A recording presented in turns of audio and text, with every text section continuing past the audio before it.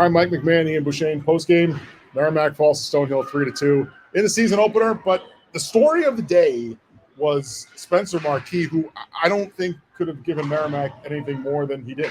No, and Scott mentioned that in his postgame, right? He talked about how this was a team that was kind of thrown into a weird situation. A couple of goaltenders ineligible for transfer rules, whatever it might be. Another guy's out injured. Yeah. So you're already down a couple of guys. And this is something that we talked about last week is you lose a couple guys early in the season, you're stuck in a tough especially spot. at that position. Yeah, exactly. That's the one position you don't want to. We do apologize, by the way, for the music. There's a club game going on behind us. I think typically when we do these, we will not have a game going on at the same time. So there is a little bit of noise distraction, but we're going to try to power through it today. Yeah, got to do what we got to do. But, yeah, I was very impressed with how Spencer played it. I mean, we talked to him after the game. He handled it professionally. He just kind of took us through what the last 48 hours of his life were like. I mean, you got a call on Friday saying, hey, worst case scenario, you got to bring your gear up to the building. So a little backstory first, though, for people out there that don't know it, right? Worst case scenario, he was going to have to back up. Back up, yes, exactly.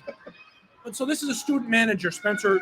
He's looking to fill an internship for credit purposes. He needs an internship to graduate this year, so he connected with the hockey program. Again, long story short, gets called. He might have to back up, and then all of a sudden he finds out, was it Friday afternoon or was it yesterday? Well, he found out he was playing yesterday. They found out this was going to be an issue potentially on Friday. That's when the paperwork started to get filed, and I know they started to push some things through. He said his 18-year-old brother brought his gear down on Friday for him because he hasn't skated in seven or 8 months, I think is what he said. So, you know, this really came together last minute. I know I was up here on Wednesday, and the idea was that Ryan Kais was going to start this game. That was always the idea, and then things went sideways, I think, late in the week. And so I guess just in the broader scheme here, right, Mike, is you can kind of look at it, yeah, this is a game that they probably should have won, but circumstances outside of their control, it changes things. It changes your game plan and how you want to attack and how you want to, defend in your own zone instead of, running a normal defensive structure in your end of the ice. Today, you saw guys diving all over the place, trying to sell out, block shots just to make it a little easier on Spencer and limit his, number of touches in front. But, that's the way the cookie crumbles sometimes. Yeah.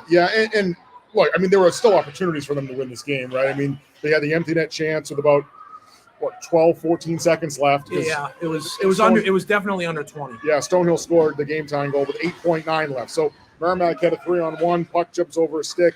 Maybe they moved it a little bit too much there instead of just trying to get the puck deep. That was an opportunity to maybe win the game. Then, of course, in overtime, they just lost track of a guy in the neutral zone. A 2-on-1 was coming the other way. And to Marquis' credit, makes the initial save. And Devlin O'Brien, a former Merrimack player, is charged into the back door and ends up getting the rebound goal. So you were 8 seconds away. And that, I think, is the thing that was probably most crushing about this game is you're 8 seconds away from getting Spencer Marquis, who just fills in today, gives you everything he could give you, 8 seconds away from getting him a win, and unable to get the job done. It's definitely something to build off of, and we've talked about the issue with how the NCAA handles things and the handcuffs that it really put on Scott and his staff coming into today. But, there were a couple of other wrinkles that got thrown in there and whatnot. And again, now here we are sitting here on Sunday evening, just after 7 o'clock. And in 48 hours from now, the rule that is preventing Max Lundgren from playing not only today, but also potentially this upcoming Friday when they travel out to Mankato might be out the door. And this, potential issue here today is not going to be, depending on how it gets handled, it might not be here and presented to Scott and his staff on Friday. Which is why the waiver for Lundgren, it should have been a no-brainer. Max Lundgren shouldn't have to sit these 2 games. Not to mention, these things are selectively enforced. There's a player for University of Miami, Cooper Nasson, I think is how you say his last name, actually played more games in the same league as Lundgren. He's eligible right away. Lundgren has to sit 2 games. Why? I don't know. It doesn't make any sense, but that's the NCAA enforcing these weird eligibility rules. It seems like some cases get through and things don't get caught, and then other cases things get enforced. It's not enforced 100% of the time is what it feels like. And I think the more frustrating part for Merrimack is the rule could potentially change Tuesday. So you could have a player right now who is serving, Max Lundgren is serving a suspension under a rule that in 2 days may no longer exist. So then, of course, the question becomes, does he still have to sit the second game?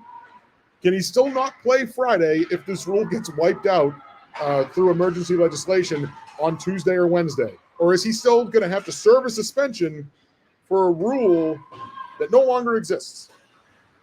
If that doesn't tell you the state of the NCAA right now, we're having players serve suspensions for rules that may no longer exist because things are changing rapidly. The NCAA offices are in Missouri, correct? I believe Indianapolis. All right. Let's start looking for flights, and we'll see if we can catch ourselves on a flight out to Indianapolis. Well, you're not going to get any answers. I mean, that's. I've tried. I say we start a picket. I've tried. Union picket, folks. Let's do it right out in front of NCAA headquarters. There's been issues like this with the NCAA in the past where I've tried to get clarification on rules, and the response I often get is like, "We don't have a comment." So, okay. And I just think, just to show how long this has kind of been an issue in the NCAA, not just this particular Lundgren situation, but just how the NCAA handles things. Look back to what happened in Huntington, West Virginia, when Marshall University lost its football program. They had to file several waivers and petitions in order to get freshmen to play, because that was the only way they could start up their football program all over again after the terrible tragedy that happened with the Herd. It took several attempts for them to finally clear them and give freshmen the ability to go out and play, because at the time the NCAA had the rule freshmen couldn't play in collegiate football. So it's been a long-going issue for the NCAA and how they choose to govern things, how they choose not to govern other things. And unfortunately, Merrimack just finds itself in the crosshairs of a very tough situation and in a position that's less than ideal as far as wanting to be stuck looking at this kind of stuff. Yeah, and again, from the game perspective today, Marquis gave them everything he could. I think he made 21 saves. 22, I think he 22 saves. 22 saves. So, I mean, he literally gave them everything he could have given them. And I'm sure that's a frustrated room right now because you're 8 seconds away from rewarding him with a win.